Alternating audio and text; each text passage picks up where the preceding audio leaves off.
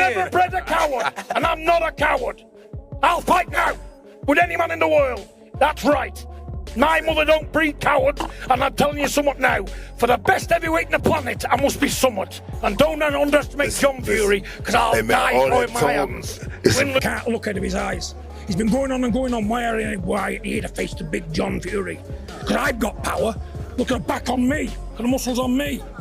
I'm not fat thin. I could drive that right hand straight through the skull, running 4 miles 5 times a week, weight training in the bag, sparring. Come on. I'm ready and prepared for these mugs. And I grabbed them. If you're in the outside, you grab my hand from me, you know that. Be over. I tear the face off. John Fury fears no man. Fears no man on earth. No matter what they've done, no matter what the accolades, John Fury only fears one person. And he's not even of this world. That's God Almighty. Here I am! Any man alive wants to fight John Fury?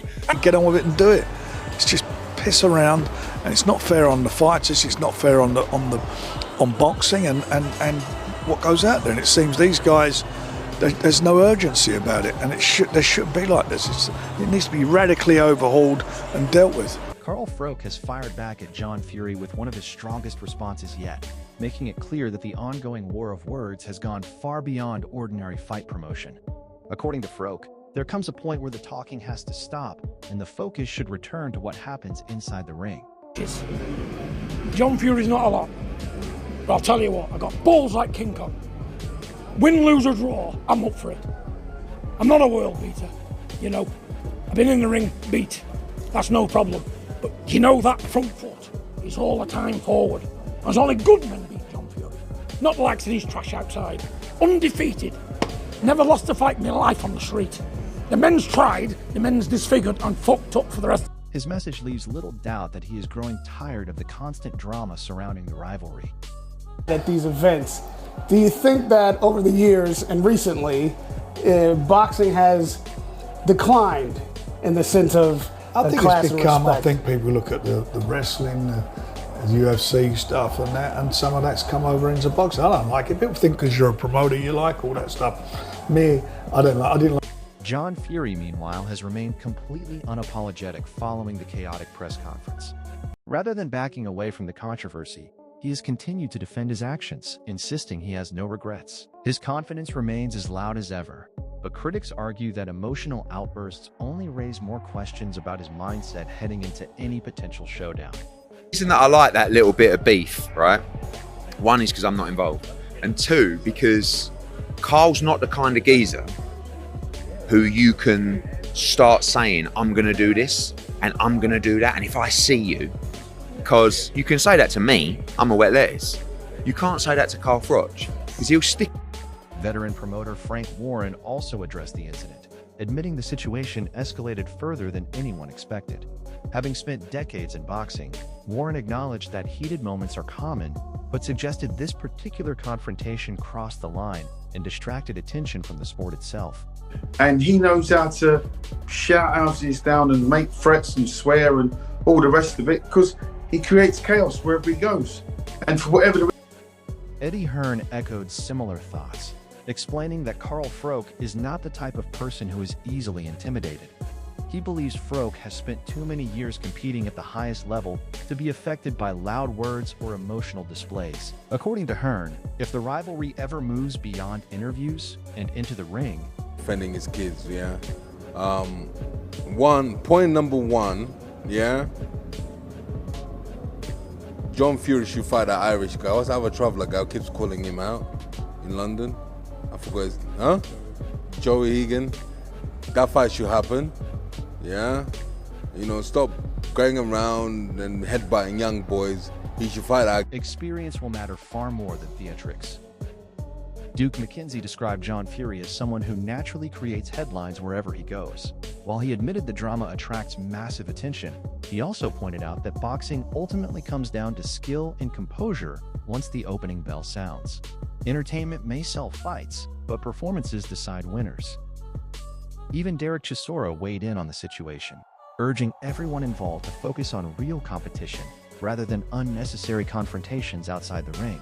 Sure, Carl's going to rip the life out of John after today. I think John did a job. John did a job and got the excitement going, got people talking. That's exactly what he did. John, I know you've done a lot of interviews. He suggested that the sport should always remain bigger than personal disputes, regardless of how intense the rivalry becomes.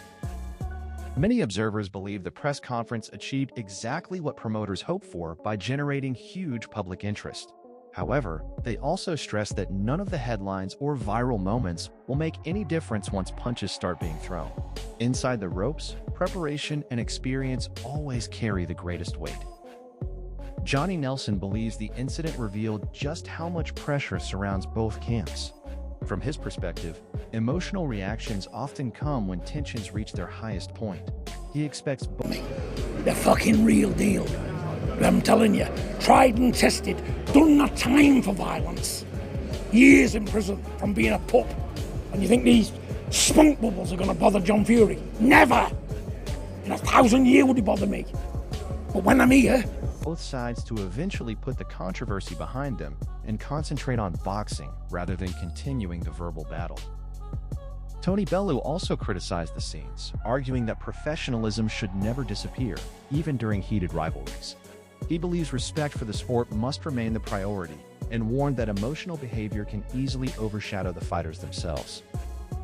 Dave Allen offered his own assessment by pointing out that elite-level boxing requires years of experience against top opposition, while acknowledging John Fury's tough... Like that at a press conference, I would put him straight and tell him, it's embarrassing and it can't be happening, mate. It's a really bad look for boxing.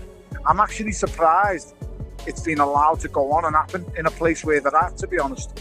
And athletic background, he believes Carl Froch's championship pedigree places him in a completely different category when it comes to proven boxing ability.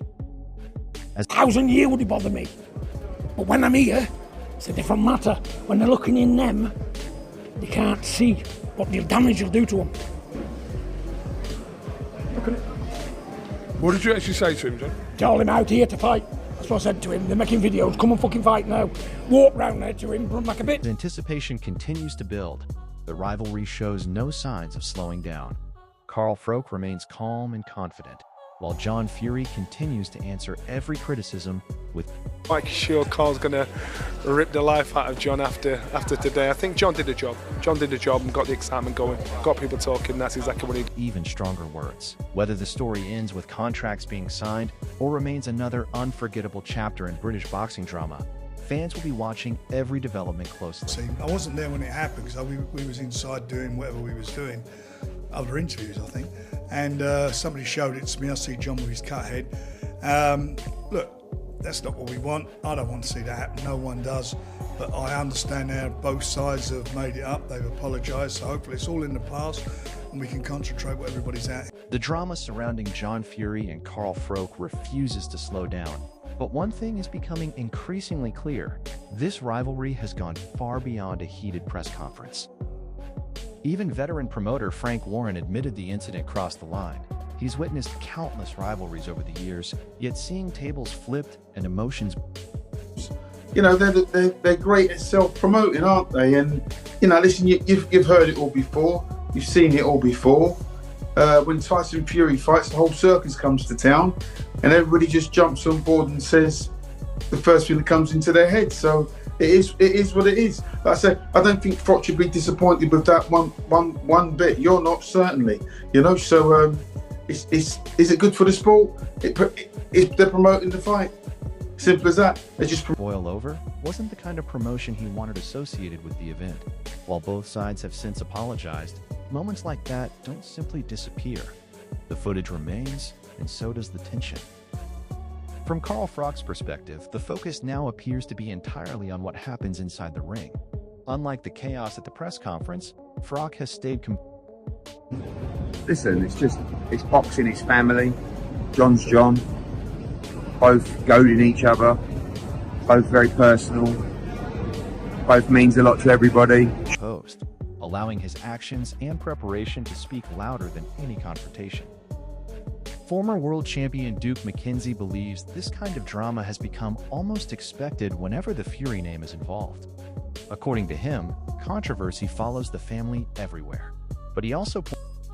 Let's just play nice. because they are honestly both great. Like Carl Froch is an absolute legend, and you can never question the credibility or the resume of Carl Froch. And one thing, Carl Froch is many things, all right, and he does have his faults. Points out an important difference.